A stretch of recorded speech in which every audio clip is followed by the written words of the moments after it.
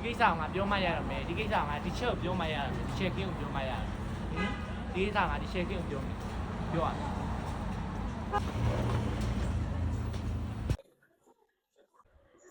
ဒီချက်ကိုဒါပြောကြရရှိရဲ့ ဟာလေဒါရဲ့ ဒီကိစ္စဒီမှာပြောလို့များမှာအဲ့တည်းရှိအပြင်သွားမှရမှာလား အဲ့ဒါရှိတာဘယ်လို ရေးကြည့်လို့ပါအေးလာပါခဏပဲလာပါ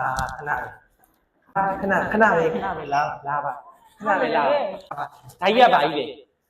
ဒါငါတို့ရငိမ့်ဆိုင် promotion ချလာတာလေ ဒီ promotion ချတာတော့ဘယ်လူမှမသိဘူးအင်းစိန်နဲ့မြောက်တကုံနဲ့လဲတဲ့နေပဲ promotion ချရလို့ထင်တာဒီရန်ကင်းဆိုင် promotion ရဘယ်လူမှမသိဘူးသိလားအဲ့ဒီချက် ဒီ90ချလာတော့မသိဘူး မသိဘူးဘယ်လူမှတက ဒီ ယ် ကိစ္စကိုဘူးမှမသိဘူး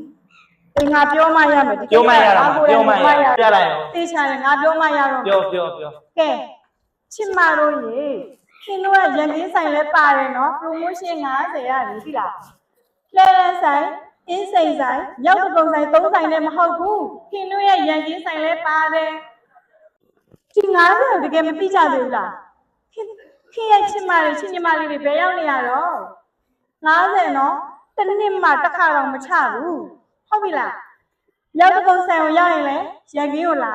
လဲတဲ့ဆိုင်ရောက်ရင်လည်းရန်ကင်းကိုလာရမယ်အင်းစိန်ဆိုင်ရလူတွေလည်းရန်ကင်းကိုလာရမယ်နော်ရန်ကင်းဆိုင်ကိုလာရမယ်ဘယ်နေရာပဲရောက်ရ50ဆိုတာနော် promotion 50အားကြောင့်မို့လာခဲ့ဖို့ဖိတ်ခေါ်ပါတယ်ဗျာ ပြောပြီးပြီနော်